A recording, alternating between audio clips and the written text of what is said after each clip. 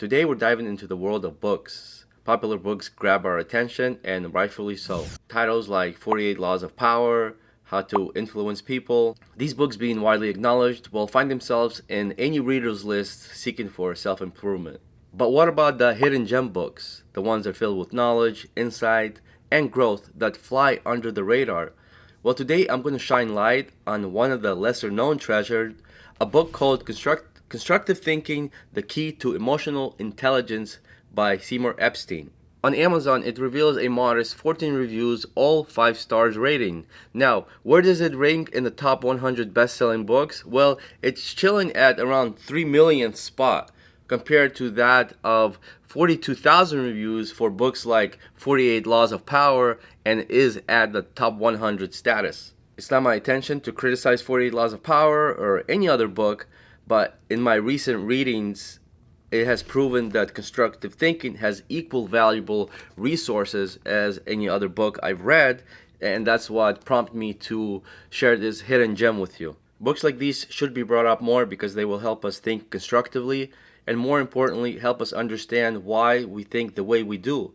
This will help us be more conscious of our mind and help us mentally, physically, and emotionally. I strongly encourage you to pick up the book to get the full informative narrative. I can't explain everything this book has to offer in this video, but I will try my best to provide you with the insights the author shares with us while focusing on the key principles. The author of this book is Seymour Epstein, who was a professor at the University of Massachusetts, emeritus of psychology, who taught a class, Coping with Stress, that inspired him to write this book.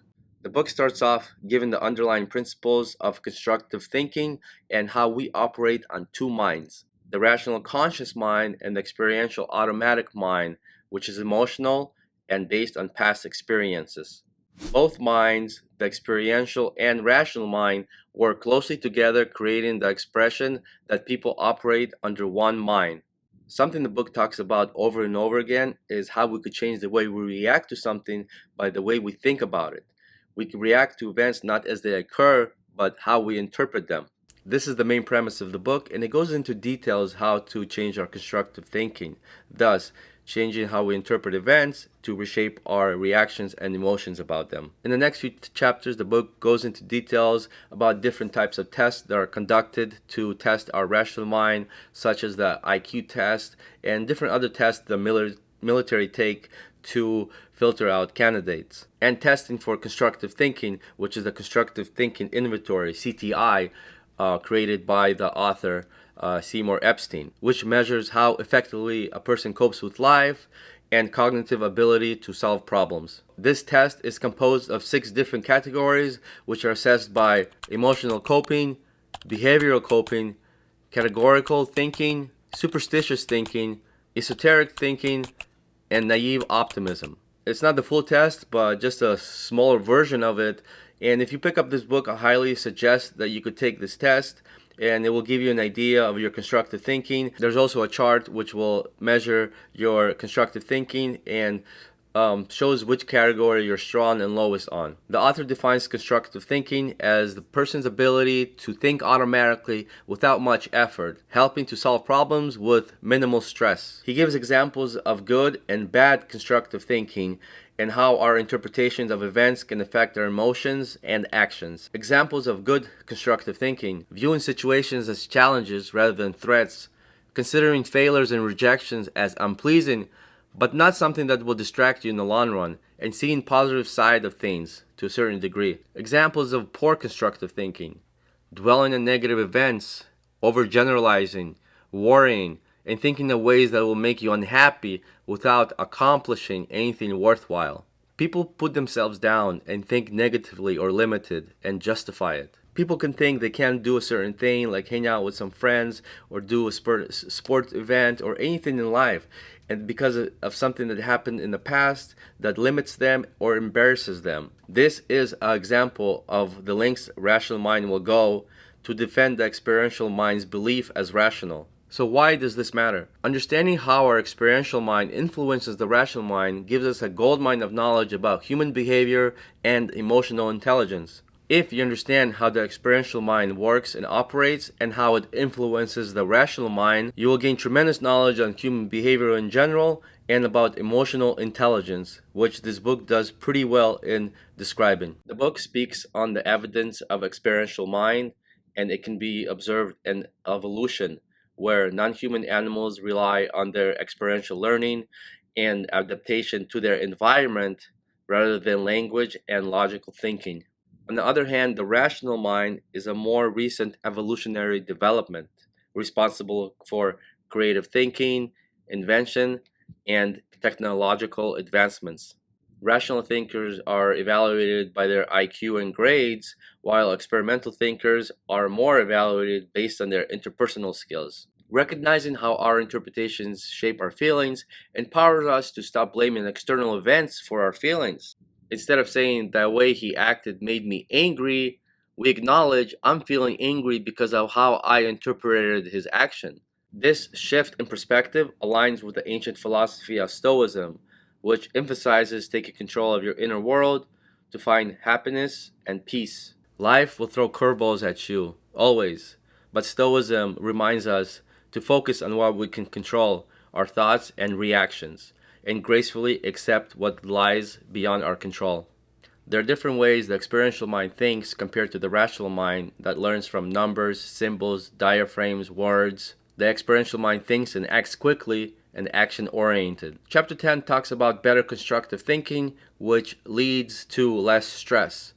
It goes into psychological details on how we can reduce stress and control our emotions by being aware of our interpretations. Constructive thinking aims to help us be conscious of our thoughts and control our behaviors. The book suggests we interpret stressful situations as challenges rather than threats. Good constructive thinkers have less stress because they expose themselves to more challenging situations, interpret events less stressfully, and cope with stress better. The book goes in a lot more detail on how poor constructive thinking can influence your health, how to parent good constructive thinkers, and it's just too much to cover in this video. But I do want to take a few minutes on how the book teaches us how to train our experiential mind. Use your rational mind to train your experiential mind by monitoring our automatic thinking continuously until it becomes a habit. You will learn how people think destructively and you will be able to pick it up right away. It will seem unnatural, but it will be a second nature. It will open up a new avenue of understanding human behavior. You ever hang out with that friend that's always thinking of the worst case scenario? This is an example of destructive thinking. When monitoring your bad thoughts, keep reminding yourself how this is unreasonable.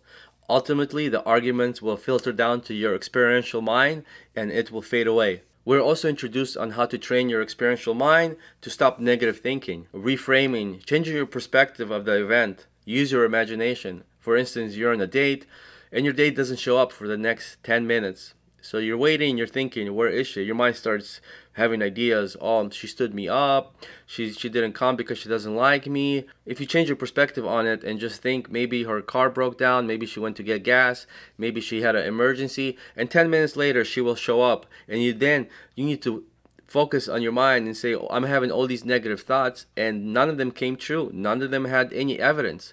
So when that instance happens, be conscious of your negative thoughts about the situation and the event, and in the end of the day, none of that came true. So it's everything was just constructed. Thought stopping. Simply yell or make a command when you have a destructive thought. This is an example of the rational mind commanding the experiential mind to not dwell on that thought or give it energy. Distraction. Give your mind something else to think about. Meditation. Focusing on the breathing and observing of thoughts without judgment. And lastly, take action to achieve your goals. Don't expect others to change. If you try to do that, you will fail. If you make favorable changes in yourself, likely it will initiate changes in others. In summary, Constructive Thinking, The Key to Emotional Intelligence, is a great book for anyone on the self-development path. It will improve your thinking, understand oneself, and learn why we think the way we do. If you want to change yourself, if you want to change your life, it all starts from the way you think. So I think it's important to have a book like this that will give you guidelines to that. I really hope I've explained some key takeaways from this book and sparked your interest in it. Till next time.